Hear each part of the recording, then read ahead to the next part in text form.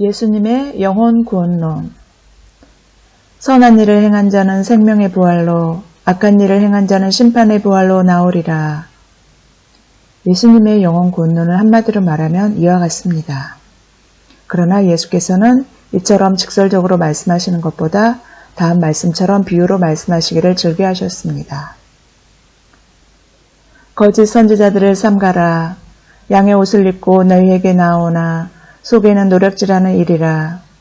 그들의 열매로 그들을 알지니 가시나무에서 포도를 또 엉겅퀴에서 무화과를 따겠느냐.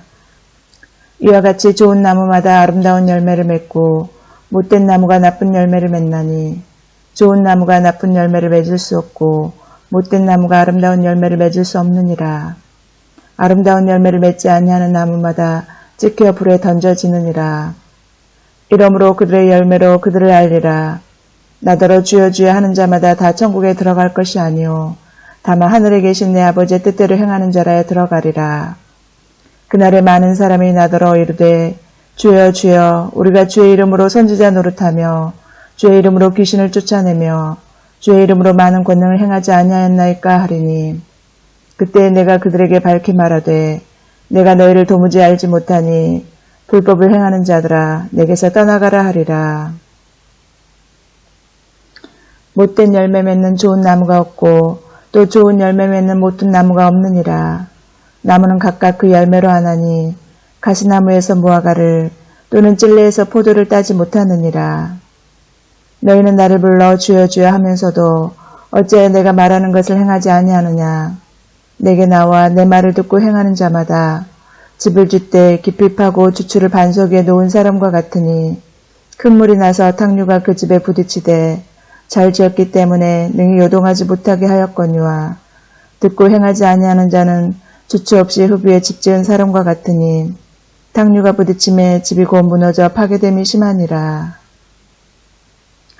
이 두 말씀은 하나님의 뜻대로 행하는 자는 아름다운 열매를 맺음으로 천국에 들어가며 불법을 행하는 자 곧 하나님 뜻대로 행하지 아니하는 자는 나쁜 열매를 맺음으로 천국에 들어가지 못함과 예수님의 말씀을 듣고 행하는 자는 믿음 위에 든든히 서기에 좋은 열매를 맺고 듣고 행하지 않는 자는 믿음에서 떨어짐으로 못된 열매를 맺음을 이야기하고 있습니다.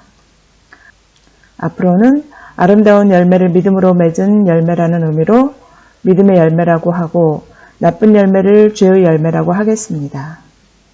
이에 대해 예수께서는 네 종류 땅에 떨어진 씨의 비유를 통해 다음과 같이 말씀하셨습니다.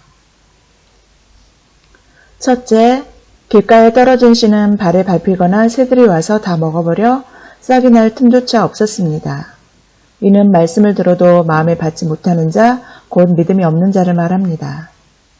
둘째, 돌밭에 떨어진 씨는 싹은 났으나 해가 돋자 곧 말라버렸습니다. 이는 말씀을 기쁨으로 받았지만 말씀으로 말미암아 환난이 오자 곧 넘어지는 자로 믿음이 생겼으나 환난이 오자 금세 믿음에서 떨어진 자를 의미합니다. 셋째, 가시떨기에 떨어진 씨는 싹이 나고 자랐지만 가시도 함께 자라므로 그것에 막혀 결실하지 못했는데 이는 세상의 염려와 재물의 유혹에 말씀이 막혀 결실하지 못하는 자로 믿음이 생기고 믿음이 자랐지만 믿음의 열매는 맺지 못한 자를 말합니다. 넷째, 좋은 땅에 떨어진 씨는 싹이 나고 무성하게 자라 많은 열매를 맺었습니다. 이는 말씀을 듣고 지키어 인내로 결실하는 자로 믿음이 생기고 믿음이 많이 성장해서 믿음의 열매를 많이 맺었음을 의미합니다. 이 비유에서 첫째 길가에 떨어진 씨와 둘째 돌밭에 떨어진 씨 비유는 믿음이 없는 자에 관한 말씀이지만 셋째 가시떨기에 떨어진 씨와 넷째 좋은 땅에 떨어진 씨 비유는 믿음이 생기고 믿음이 자란 자에 관한 말씀이므로 믿는 이들에 대한 말씀입니다. 성경은 다음 말씀을 통해 믿음의 열매를 맺지 못하는 자는 영벌에 들어가고 믿음의 열매를 맺는 자만이 영생에 들어간다고 말씀합니다. 이미 도끼가 나무 뿌리에 놓였으니 좋은 열매를 맺지 아니하는 나무마다 찍혀 불에 던져지리라. 아름다운 열매를 맺지 아니하는 나무마다 찍혀 불에 던져지느니라. 땅이 그 위에 자주 내리는 비를 흡수하여 밭가는 자들이 쓰기에 합당한 채소를 내면 하나님께 복을 받고 만일 가시와 엉겅퀴를 내면 버림을 당하고 저주함에 가까워 그 마지막은 불사름이 되리라. 그러나 이제는 너희가 죄로부터 해방되고 하나님께 종이 되어 거룩함에 이르는 열매를 맺었으니 그 마지막은 영생이라. 예수께서는 이것에 대해 다음과 같이 말씀하셨습니다. 나는 참 포도나무요 내 아버지는 농부라. 무릇 내게 붙어있어 열매를 맺지 아니하는 가지는 아버지께서 그것을 제거해 버리시고 무릇 열매를 맺는 가지는 더 열매를 맺게 하려 하여 그것을 깨끗하게 하시느니라. 너희는 내가 일러준 말로 이미 깨끗하여졌으니 내 안에 거하라. 나도 너희 안에 거하리라. 가지가 포도나무에 붙어있지 아니하면 스스로 열매를 맺을 수 없음 같이 너희도 내 안에 있지 아니하면 그러하리라. 나는 포도나무요 너희는 가지라. 그가 내 안에 내가 그 안에 거하면 사람이 열매를 많이 맺나니 나를 떠나서는 너희가 아무것도 할 수 없음이라. 사람이 내 안에 거하지 아니하면 가지처럼 밖에 버려져 마르나니 사람들이 그것을 모아다가 불에 던져 사르느니라. 너희가 내 안에 거하고 내 말이 너희 안에 거하면 무엇이든지 원하는 대로 구하라. 그리하면 이루리라. 너희가 열매를 많이 맺으면 내 아버지께서 영광을 받으실 것이요 너희는 내 제자가 되리라. 아버지께서 나를 사랑하신 것 같이 나도 너희를 사랑하였으니 나의 사랑 안에 거하라. 이를 요약하면 우리가 예수님 안에 거해야 믿음의 열매를 맺을 수 있다는 얘기입니다. 이 말씀만 보면 이것이 예수님을 믿는 모든 이에게 다 해당되는 말씀으로 여겨지겠지만 이어지는 말씀을 보면 그의 계명을 지키는 자에게만 해당되는 말씀임을 알 수 있습니다. 내가 아버지의 계명을 지켜 그의 사랑 안에 거하는 것 같이 너희도 내 계명을 지키면 내 사랑 안에 거하리라. 내 계명은 곧 내가 너희를 사랑한 것 같이 너희도 서로 사랑하라 하는 이것이니라. 너희가 나를 택한 것이 아니요 내가 너희를 택하여 세웠나니 이는 너희로 가서 열매를 맺게 하고 또 너희 열매가 항상 있게 하여 내 이름으로 아버지께 무엇을 구하든지 다 받게 하려 함이라. 내가 이것을 너희에게 명함은 너희로 서로 사랑하게 하려 함이라. 예수께서 이처럼 길게 말씀하셨지만 이 말씀의 요지는 너희가 서로 사랑하라는 내 계명을 지키면 내 사랑 안에 거함으로 믿음의 열매를 맺을 수 있다는 것입니다. 그리고 그것을 통해 영생을 얻습니다. 이같이 말하면 대다수의 인도자들이 이것을 율법주의라고 말하는데 과연 그럴까요? 내가 할례를 받는 각 사람에게 다시 증언하노니 그는 율법 전체를 행할 의무를 가진 자라. 율법 안에서 의롭다함을 얻으려 하는 너희는 그리스도에게서 끊어지고 은혜에서 떨어진 자로다. 우리가 성령으로 믿음을 따라 의의 소망을 기다리노니 그리스도 예수 안에서는 할례나 무할례나 효력이 없으되 사랑으로서 역사하는 믿음뿐이니라. 율법 안에서 의롭다 하심을 얻으려 하는 자는 그리스도에게서 끊어지고 은혜에서 떨어진다고 한 바울이 그리스도 예수 안에서는 사랑으로서 역사하는 믿음뿐이라고 한 것을 통해 우리는 바울이 얘기하는 의롭다함을 얻지 못하는 율법은 도구적 율법을 말하며 본질적 율법이자 예수님의 계명인 서로 사랑하라는 말씀은 의롭다 하심을 받지 못하는 율법에서 제외된다는 사실을 분명히 알 수 있습니다. 성경이 하나님 사랑뿐 아니라 형제 사랑도 이렇게 큰 비중을 두는 것은 예수님을 믿는 이들은 모두가 하나님으로부터 난 자이기 때문이며 하나님께서 그들을 통해 일하시기 때문입니다. 누구든지 하나님을 사랑하노라 하고 그 형제를 미워하면 이는 거짓말하는 자니 보는 바 그 형제를 사랑하지 아니하는 자는 보지 못하는 바 하나님을 사랑할 수 없느니라. 우리가 이 계명을 주께 받았으니 하나님을 사랑하는 자는 또한 그 형제를 사랑할지니라. 예수께서 그리스도이심을 믿는 자마다 하나님께로부터 난 자니 또한 나으신 이를 사랑하는 자마다 그에게서 난 자를 사랑하느니라. 우리가 하나님과 함께 일하는 자로서 너희를 권하노니 따라서 하나님으로부터 난 자들 곧 믿음의 형제자매들을 섬기는 것이 곧 하나님을 섬기는 것이요 그들을 섬기지 않는 것은 곧 하나님을 섬기지 않는 것이 됩니다. 예수께서 이 말씀에서 하나님 사랑은 언급하지 않고 형제 사랑만 언급한 것과 새 계명으로 서로 사랑하라는 말씀만 주신 것은 지금과 같이 당시에도 하나님을 사랑하는 이는 많았지만 형제를 사랑하는 이는 극히 드물었기 때문이며 믿는 이들끼리 서로 다투고 분열하면 하나님의 뜻을 결코 이루어드릴 수 없기 때문입니다. 예수께서는 마태복음 25장의 종말론 강화를 통해서도 믿음의 열매를 맺어야 영생을 얻을 수 있음과 믿음의 열매를 맺고 영생에 이르기 위해서는 서로 사랑하라는 그의 계명을 지켜야 한다는 것을 분명하게 말씀하셨습니다. 그때 천국은 마치 등을 들고 신랑을 맞으러 나간 10처녀와 같다 하리니 그 중에 5은 미련하고 5은 슬기 있는 자라.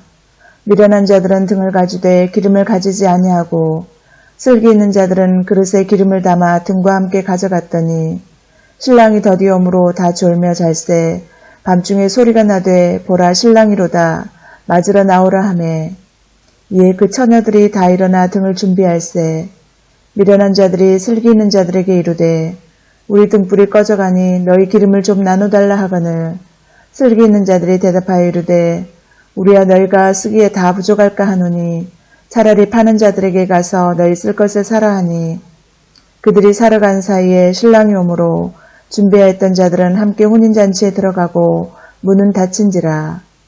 그 후에 남은 처녀들이 와서 이르되 주여 주여 우리에게 열어주소서. 대답하여 이르되 진실로 너희에게 이르노니 내가 너희를 알지 못하노라 하였느니라. 지금까지의 내용을 토대로 이 말씀을 분석하면 다음과 같이 해석할 수 있습니다.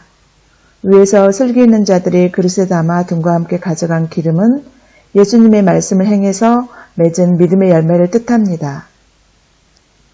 또 우리 등불이 꺼져가니 라는 대목을 보면 10처녀 모두 처음에는 등에 얼마간의 기름이 있어 그들 전부가 불을 밝혔음을 알 수 있는데 이는 예수님을 믿는 사람은 하나님께 의롭다 하심을 받음을 뜻합니다.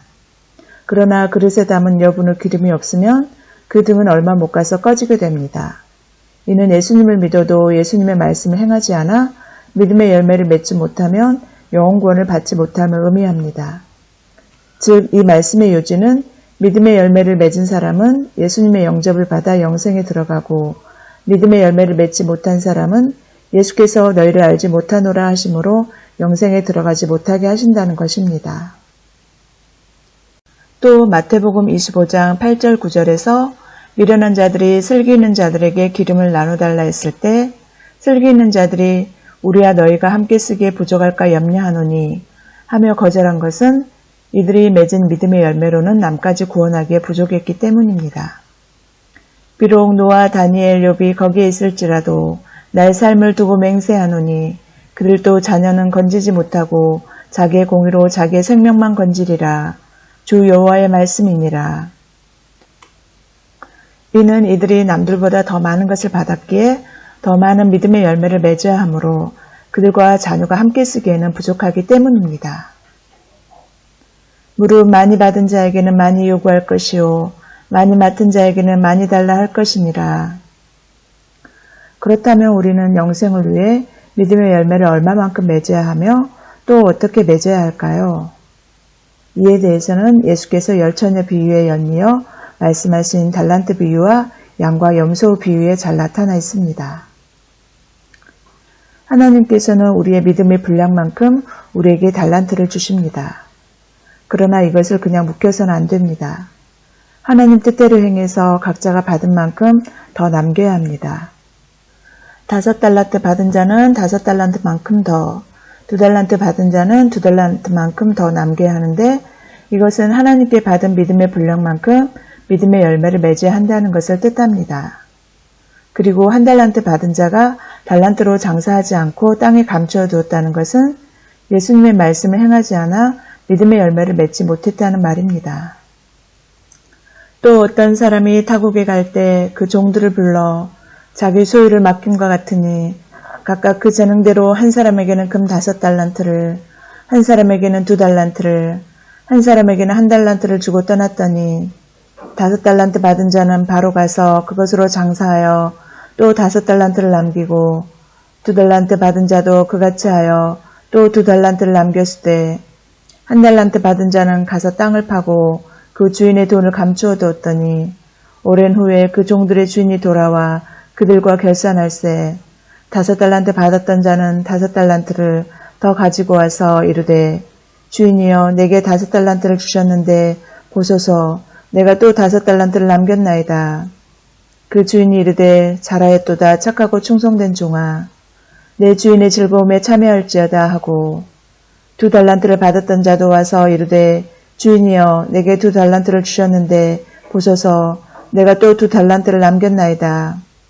그 주인이 이르되 잘하였도다 착하고 충성된 종아 내 주인의 즐거움에 참여할지어다 하고 1달란트 받았던 자는 와서 이르되 주인이여 당신의 달란트를 땅에 감추어 두었나이다. 보소서 당신의 것을 가지셨나이다. 그 주인이 대답하여 이르되 악하고 게으른 종아 그러면 내가 마땅히 내 돈을 추리하는 자들에게나 맡겼다가 내가 돌아와서 내 원금과 이자를 받게 하였을 것이니라 하고 그에게서 그 1달란트를 빼앗아 10달란트 가진 자에게 주라. 무릇 있는 자는 받아 풍족하게 되고 없는 자는 그 있는 것까지 빼앗기리라. 이 무익한 종을 바깥 어두운 데로 내쫓으라. 거기서 슬피 울며 이를 갈리라. 여기서 장사하여 받은 달란트만큼 남긴다는 것은 예수께서 명하신 대로 믿음의 형제자매들을 주를 섬기듯 사랑으로 섬김으로 믿음의 열매를 맺는 것을 말하며 주인에게 받은 달란트를 땅에 감추어 두었던 자가 바깥 어두운 데로 내쫓긴 것은 예수님의 말씀을 행하지 않아 영벌에 처해졌다는 말입니다. 다음 말씀이 이것을 얘기하고 있습니다. 그때의 임금이 그 오른편에 있는 자들에게 이르시되 내 아버지께 복받을 자들이여 나와 창세로부터 너희를 위하여 예비된 나라를 상속받으라. 내가 줄일 때에 너희가 먹을 것을 주었고 목마를 때에 마시게 하였고 나그네 되었을 때에 영접하였고 헐벗었을 때에 옷을 입혔고 병들었을 때에 돌봤고 옥에 갇혔을 때에 와서 보았느니라. 이에 의인들이 대답하여 이르되 주여 우리가 어느 때에 주께서 줄이신 것을 보고 음식을 대접하였으며 목마르신 것을 보고 마시게 하였나이까. 어느 때에 나그네 되신 것을 보고 영접하였으며 헐벗으신 것을 보고 옷 입혔나이까.